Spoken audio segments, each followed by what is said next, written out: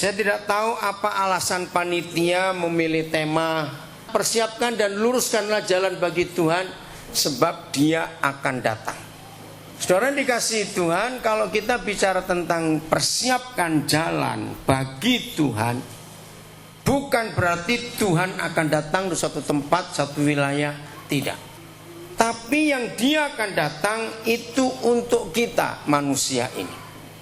Jadi kalau disuruh mempersiapkan jalan bagi Tuhan, seorang nabi namanya Yesaya yang menubuatkan kedatangan Yesus Kristus Tuhan itu, Dia mau datang ke hati kita manusia. Berarti yang dipersiapkan bukan jalan. Contoh, bukan merupakan hal rahasia di Indonesia ini. Kalau presiden akan datang ke suatu tempat, langsung jalan dibuat baru, betul tidak? Yang tadinya rusak tiba-tiba jadi berubah. Di beberapa daerah di Indonesia yang merupakan tempat asal seorang pemimpin daerah atau pemimpin negara, wah begitu dilantik langsung jalan di kampung itu berubah semuanya. Nah, nubuatan ini, firman ini tidak mempersiapkan jalan secara fisik buat Yesus yang datang. Tapi jalan yang dimaksud adalah hati kita ini. Kalau ibu bapak bawa Alkitab, coba lihat ayat yang keempat. Jalan yang bagaimana yang harus dipersiapkan di situ. Udah, Yesaya 40 ayat yang keempat. Saya minta yang bawa Alkitab baca. Jalan yang pertama apa disebut di situ, suruh mempersiapkan. Silakan dibaca satu-satu dulu. Saya minta yang bawa Alkitab semuanya baca bersama. 1, 2, 3. Nah, stop. Setiap lembah harus ditutup. Satu-satu dulu. Ternyata dalam hidup ini ada pembagian 4 hal dalam hidup manusia, dan itu diakui di seluruh dunia. Karakter manusia itu dibagi 4. Ada yang melankolis, ada kolerik, ada pragmatis, ada sangui.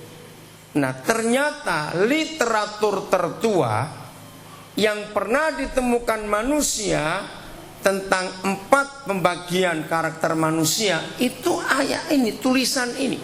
Jadi literatur tertua yang pernah ditemukan manusia, mengapa karakter manusia dibagi 4 itu adalah Yesaya 40 ayat yang keempat ini. Nah, sebetulnya dengan 4 karakter ini semua kita itu bermasalah dan punya masalah. Masing-masing kita itu pasti punya masalah, betul tidak? Loh, saya tanya kok, iya atau tidak? Sebagai manusia kita punya masalah tidak? Punya. Perhatikan pertanyaan saya. Yang paling sering kita bermasalah dengan siapa dalam hidup ini? Dengan siapa? Tetangga. Bukan. Bermasalah dengan siapa? Ayo. Paling sering. Ya pasti jawabnya dengan orang lain, bukan? Ternyata tidak. Kita semua sering bermasalah dengan diri sendiri. Betul atau tidak? Loh, jawab iya atau tidak? Nah, ketika setiap pribadi manusia itu tidak pernah beres dengan masalah dirinya sendiri, maka orang itu pasti sering bermasalah dengan orang lain. Iya atau tidak? Nah, ini yang banyak tidak disadari oleh semua orang. Nah, jahatnya kita sebagai manusia, ketika kita sering bermasalah dengan orang lain, kita tidak pernah sadar kalau masalahnya dari kita sumbernya. Tapi orang lain yang sering kita salahkan. Lagi sekali saya tanya, iya atau tidak? Dimulai dari suami istri lebih dulu. Alkitab ini, kitab suci kita itu mengatakan begini. Kalau ada orang ingin menikah dan bertemu mendapatkan jodoh yang cocok, maka Alkitab menuliskan menikahlah dengan mayat, itu baru cocok. Benar tidak kalau begitu? Saya tanya jawab, benar tidak?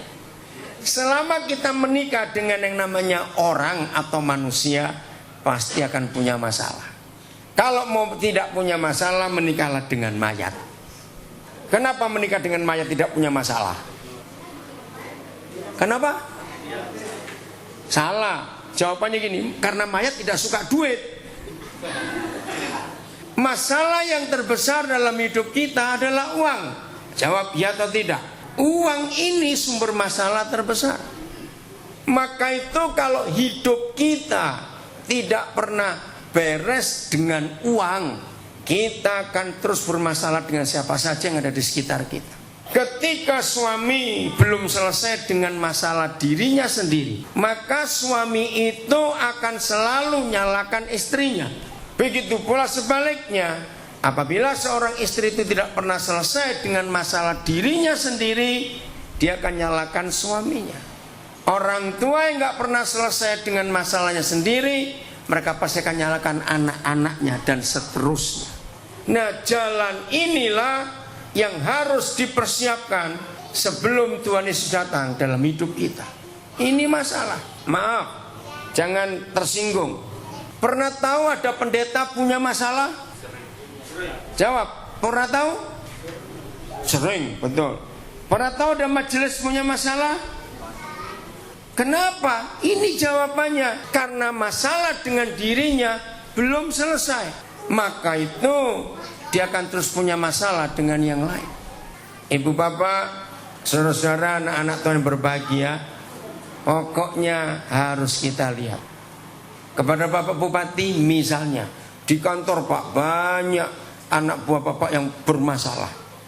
Jangan dibereskan masalahnya dengan siapa, suruh bereskan masalah dengan dirinya sendiri dulu. Lihat aja.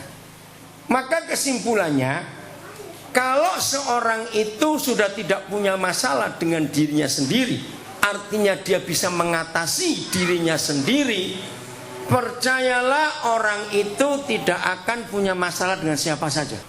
Setuju? Ini psikologis dan ini firman-Nya.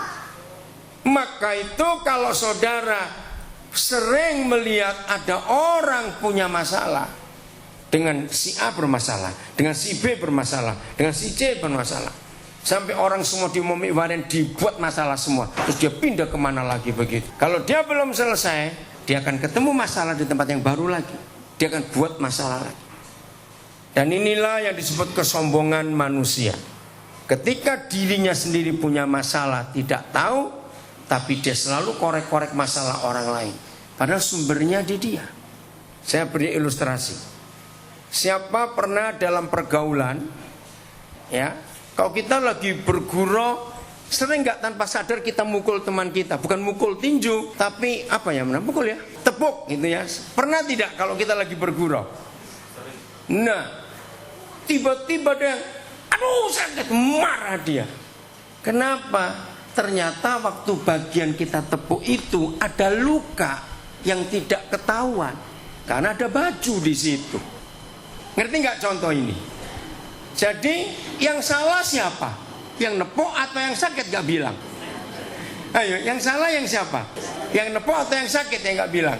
Yang sakit harusnya kasih tahu. Waktu lagi bergurau, jangan pukul sini, jangan pukul sini ya. Kalau perlu buka baju, tunjukkan.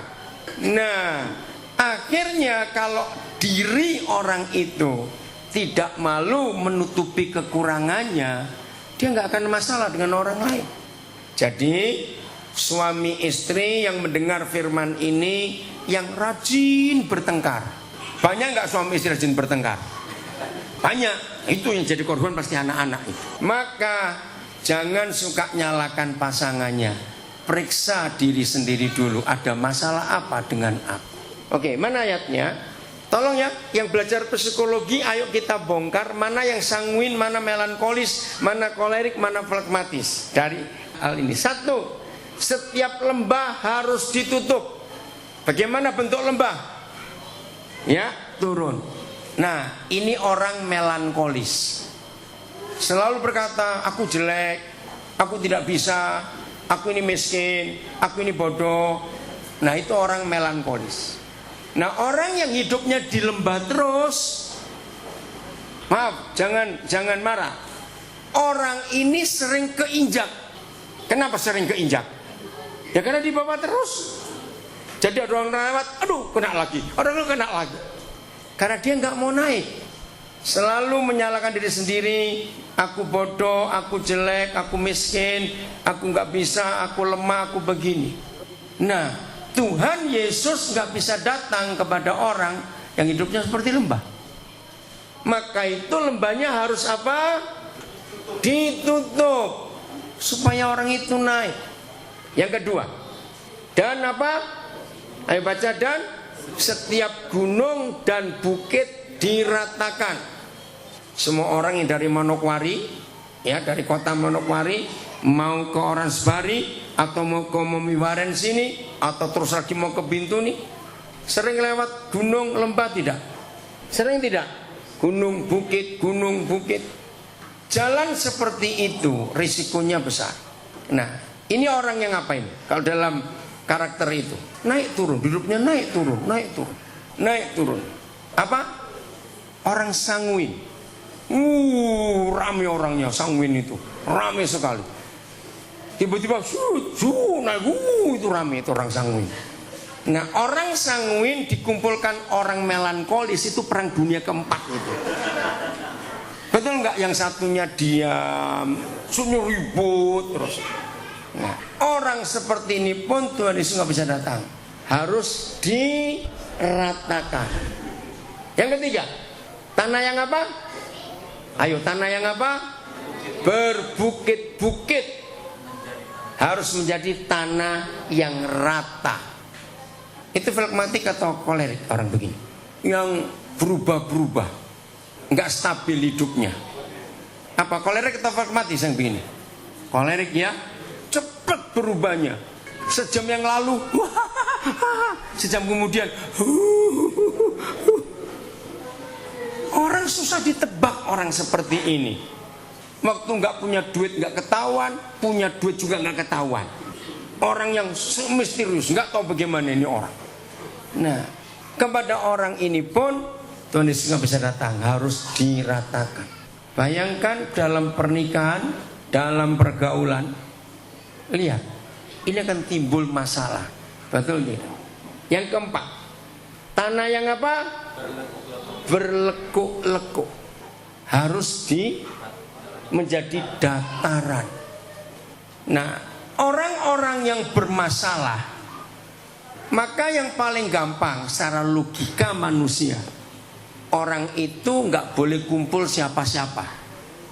Tapi ada nggak manusia itu nggak kumpul siapa-siapa? Lu ada tidak? Tidak bisa. Itu sebabnya kalau sampai jalan untuk Tuhan tidak diratakan, tidak dibereskan, maka bagaimanapun rajinnya beribadah, tetap akan nggak ada Tuhan di hidup orang itu. Dan ini perlu disembuhkan. Siapa masih ingat perumpamaan orang Samaria yang baik hati? Masih ingat Tuhan Yesus beri perumpamaan itu? Loh, saya tanya, masih ingat tidak?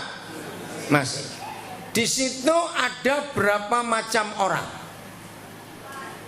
Ayo, ada berapa macam orang? Ayo, yang lain. Ada berapa macam orang? Tes. Berapa? Siapa saja? Sebut. Orang Lewi. Bukan, itu yang kedua. Yang pertama perampoknya itu, kenapa nggak disebut? Iya toh, yang merampok itu. Yang kedua baru imam. Ini yang mengagetkan buat saya. Pertama kali saya mempelajari firman itu, saya tersinggung dengan Tuhan. Kok contoh pertama dari orang yang lewat itu adalah imam? Kenapa nggak kasih contoh yang lain? Dengarkan kebenaran ini. Yang ketiga siapa? Bukan. Imam dan Lewi masuk yang kedua.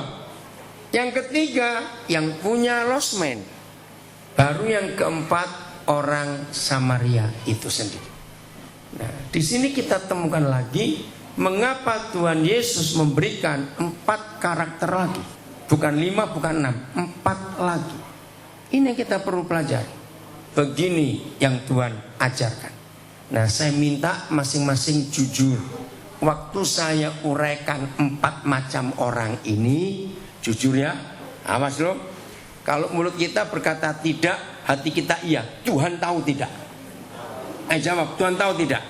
Maka itu awas bohong, awas tipu-tipu. Tuhan tahu nanti ya. Saya nggak tahu. Saudara boleh ngomong apa saja, saya tidak tahu. Saya pun bicara apa saja, Tuhan, saudara tidak tahu. Yang tahu Tuhan dengan kita. Begini, orang yang pertama perampok itu sikapnya begini. Milikku, milikku, milikmu, milikku. Nah ini perampoknya. Banyak nggak orang seperti itu? Loh, coba-coba banyak tidak? Banyak. Maka itu Indonesia ini sarangnya koruptor. Dan penjahatnya itu pejabat semuanya. Ini yang menyedihkan. Termasuk yang Kristen. Ada nggak pendeta yang jadi anggota legislatif korupsi juga? Aduh itu dia banyak lagi. Aduh ampun. Nah maka itu ketika para pendoa syafaat berdoa untuk pemerintah, saya marah. Jangan mendoakan perampok diberkati. Betul tidak? Banyak yang pejabat perampok di negeri ini, termasuk yang Kristen. Menyedihkan sekali. Jadi tipe manusia pertama apa tadi? Ya apa istilahnya tadi saya bilang? Milikku, milikku, milikmu. Wah itu dia, celaka sekali itu. Nomor 2, imam dan orang Lewi itu kelihatannya bagus. Milikku, milikku, milikmu, milikmu. Aku nggak mau nyampurin. Kedengarannya bagus nggak orang seperti ini? Nggak usah ngurusin orang lain. Kelihatannya bagus tidak? Iya, kelihatannya bagus nggak? Kelihatannya bagus, tapi jahat. Sudah tahu orang setengah mati, dirampok, dipukulin, didiamkan saja. Nah ini yang saya heran. Kenapa Tuhan Yesus? Nah seperti ini. Masalah nggak buat yang kena pantulan sinar matahari? Masalah. Tapi apakah kita berani mempersalahkan matahari? Kenapa kamu bersinar siang-siang? Nah jadi yang salah kan bukan mataharinya. Yang salah kan mata kita tidak tahan. Loh ya atau tidak? Loh kok saya tanya, yang salah matahari atau mata kita? Loh, ayo jawab. Yang salah matahari atau mata kita? Mata kita. Ya matahari nggak bisa disalahkan, dia di situ. Ya, nah ini cara belajar kita hidup. Kalau ada orang yang tidak mau terima kelemahan kekurangannya sendiri, hal itu bisa ribut. Siapa yang diajak ribut? Matahari. Nah kira-kira kalau ada orang ngajak ribut matahari, dia orang apa? Itu dia orang gila, betul. Jadi ini contoh yang jelas. Siapapun orang di sekitar kita yang bermasalah, kalau di dalam diri kita sudah tidak ada masalah, maka masalah-masalah orang itu tidak mempengaruhi kita untuk kita ikut bermasalah. Kok enggak amin? Betul? Nah itu dia. Contoh lain lagi. Siapa pernah tunggu taksi baru selesai hujan, di depan ada genangan air, toto ada motor gedung curat gitu. Sering tidak ngalami itu? Pernah tidak? Ayo, siapa yang bermasalah? Loh, kok diam saja? Siapa yang bermasalah? Ayo, yang bermasalah siapa? Nah, yang berdiri atau ada air, kenapa di situ? Terus yang bawa motor disalahkan. Loh tidak, itu jalanan motor memang. Atau yang ketiga, kenapa air ada di sini? Wah lebih gila lagi orang kok nyalakan air. Jadi siapa yang bermasalah? Dirinya. Ngerti sekarang konsep ini? Nah saudara, ini yang kita harus pelajari dalam hidup kita. Pokoknya siapa saja yang rajin punya masalah dengan siapa saja, ternyata masalahnya di mana? Di diri sendiri yang belum sembuh, belum beres. Kenapa ada dua orang, dengar ya, si A dan si B. Ada orang lewat di depannya si A dan si B dan ngomong kotor dan kasar sekali. Tapi si A itu tidak bereaksi, dia biasa saja. Tapi si B marah-marah. Siapa bisa jawab? Kenapa? Yang bermasalah yang mana? Ayo, yang maki-maki atau yang bereaksi? Wih, pintar semua kalau begitu. Betul, yang salah yang bereaksi. Salahnya kenapa? Ya biarin orang ngomong. Maaf ya, maaf. Sebetulnya harus marah tidak kalau kita ini orang dikatain anjing kamu. Marah atau tidak? Loh, saya tanya, marah atau tidak? Salah kalau marah, berarti engkau anjing. Ay, maaf. Loh, betul tidak? Kalau orang berkata anjing kamu, kuda kamu, ya senyum saja. Aku orang kok. Nah, baru ketahuan bukan? Siapa yang bermasalah? Yang anjing jadi orang atau orang jadi anjing? Oh ya atau tidak? Cepat jawab. Pencuri kamu. Loh, kalau kita bukan pencuri, oh berarti ngomong sama orang lain dia. Kenapa kita harus marah, bereaksi kalau kita bukan pencuri? Nah, kenapa yang satu si A tidak marah, si B marah? Sebab si A tuli. Jadi dia tidak dengar. Kenapa Bapak tertawa Bapak? Maka itu semua masalah dalam hidup kita ternyata siapa yang bermasalah? Diri sendiri yang belum beres. Itu sebabnya firman ini datang. Persiapkanlah jalan bagi Tuhan. Sebab dia mau datang kepada kita. Tapi harus dipulihkan 4 macam kehidupan ini. Buat rata, buat dataran semua. Jangan lekak-lekuk, jangan lembah berbukit gunung, jangan. Maka hidup ini jadi bahagia luar biasa. Mengerti sekarang? Ayat bagian terakhir, Markus pasal 7. Injil Markus pasal 7. Ayat yang ke-21. Begini kata Tuhan Yesus kepada kita, Markus 7 ayat 21. Sebab mulai 20, Pak Iro, ayat 20. Nanti saya akan sebut orang yang ketiga ya, dari baru orang kedua. Katanya lagi, apa yang keluar dari seseorang, itulah yang menajiskannya. Sebab dari dalam, dari hati orang, timbul segala pikiran jahat, percabulan, pencurian, pembunuhan. Terus ya, ayat 22, apalagi? 22. Perzinahan, keserakan, kejahatan, kelicikan, hawa nafsu, iri hati, hujat, kesombongan, kebebalan. Terus banyak sekali dari hati kita ini. Apa lagi? 23. Semua hal-hal jahat ini timbul dari mana? Dari dalam dan menajiskan orang. Mengapa Tuhan Yesus mengajarkan ini kepada kita? Yang membuat kita najis, kotor, itu bukan yang dari luar masuk, tapi yang dari mana? Dari dalam keluar. Renungkan. Tuhan berharap setelah kita mendengar firman ini, semua hidup kita itu berubah. Yang suka cari masalah, yang suka buat masalah, yang suka bermasalah, yang suka menyalahkan orang, hari ini stop, periksa diri kita. Artinya begini, kalau sampai saudara dan saya berbuat dosa atau jatuh dalam dosa, itu bukan karena si A, si B, tetangga kita itu, orang itu, tidak.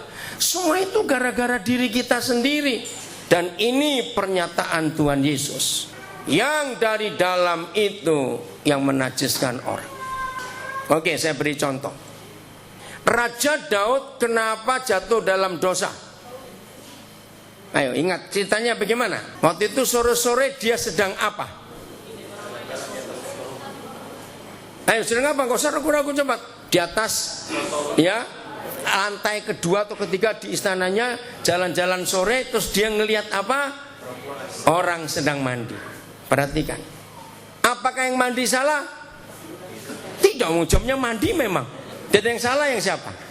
Ya yang ngelihat. Kalau dalam hati Daud tidak ada perzinahan, ada perzinahan tidak ya? Ada ya, salah satu. Begitu nanti di rumah lihat lagi firman ini dan periksa dari sekian belas daftar kekotoran hati kita, yang masih tinggal di hati kita ada berapa? Itu penting sekali. Nah, Tuhan minta semua daftar kenajisan ini keluarkan. Coba Pak Hiro hitung dulu ada berapa ya sambil saya ngomong. Banyak sekali.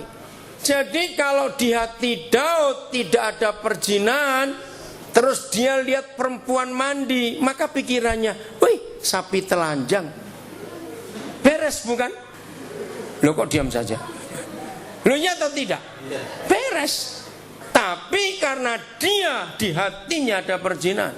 Saya tanya, walaupun gak ada orang mandi, kalau di hati orang itu ada perzinahan, dia tetap bisa pikiran jelek bukan?